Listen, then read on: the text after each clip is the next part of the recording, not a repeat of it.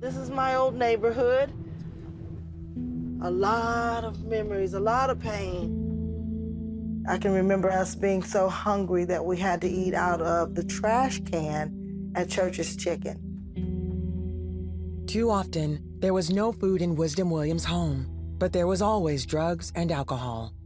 Her mother was only 12 when she had her first child. A heroin user, she passed on her pain and addiction to her children. At 5 years old, my mother handed me a can of beer and a cigarette. I didn't really realize that there was more to life, that there was people who lived and had happiness in their homes. When Wisdom was 8, her mother took off and left her in the care of a stepfather. Her nightmare only got worse. This is my old house. One of the apartments upstairs is where my stepdad was molesting me. The abuse went on for 3 years until her mom came home and kicked the stepfather out. But the reunion was short-lived. She left again, leaving Wisdom and her brothers with their abusive grandmother. Even at school, Wisdom felt she had no one who cared about her. I was unlikable. I mean, after all, look at this worthless person I was that was being molested, and mother abandoned me, and I had no real friends. So, yeah, why would they like me? However, there was one thing giving her hope.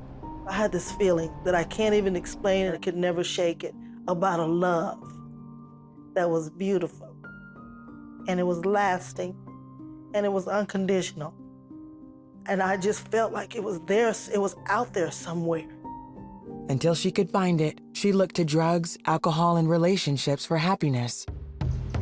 At 14, she had her first child and dropped out of school. I knew that she was the most important thing in my life, and I'm thinking, somebody help me figure out how this is supposed to be done the right way. That someone was her daughter's grandmother, who helped Wisdom get an apartment and go to vocational school. But the year Wisdom graduated, she lost her mother, best friend, and boyfriend. She then found relief in cocaine. I remember the first time thinking, gosh, this doesn't hurt like it did before. I don't cry every second of the day now. Wisdom would spend the next 15 years as a functioning addict. In that time, she had 5 more children with different fathers and was working multiple jobs to provide for her kids. My children were the most important thing to me. I didn't do it all right, but I loved my children and I wanted us to be together as a family. Then, her boyfriend molested her 8-year-old daughter. My whole world fell apart at that point. I couldn't do anything.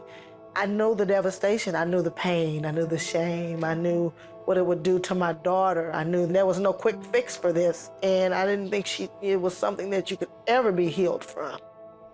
I failed her, failed them all. As drug binges became her norm, she often left her children alone at home. Acting on tips from neighbors, police arrested Wisdom on child endangerment charges, and her kids were put in foster care.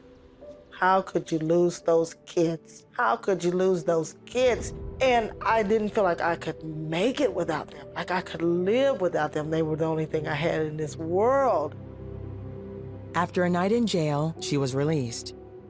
The next day, she received a visit from Janelle, a Christian from a nearby church. She said, Jesus Christ died on a cross so that you could be saved, so that you could be free from this addiction. She said, he loves you so much.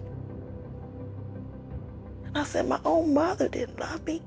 My own father didn't love me. And he loved me like that? She said, yes. I said, what do I need to do? And she said, just ask him to come into your heart. Ask him to forgive you of your sins. So I did exactly what she said. I thought, wow, any moment now, it's gonna be a poof pow type thing, and I'm just gonna be completely fixed. But it wouldn't happen that way for Wisdom. 4 months later, she was still addicted to crack cocaine and missed her court date. Janelle confronted her. You have to fight. And I tell you, I could hear the Spirit of the Lord speak just as clear. He said, you're gonna have to choose me today. You're going to have to choose me today. And she did. Wisdom turned herself in, knowing Jesus was working in her heart. I packed my Bible and I got pictures of my children. And then I called them all. And I said, I'm going away.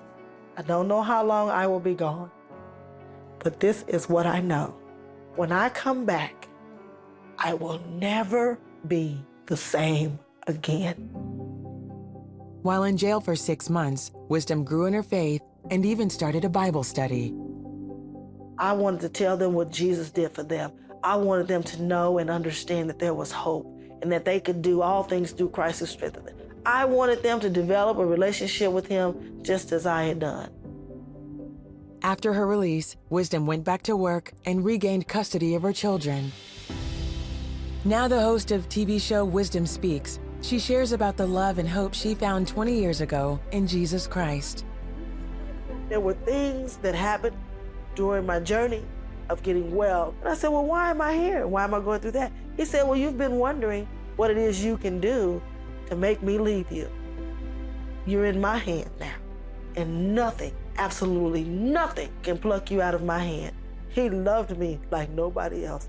And he never let me go.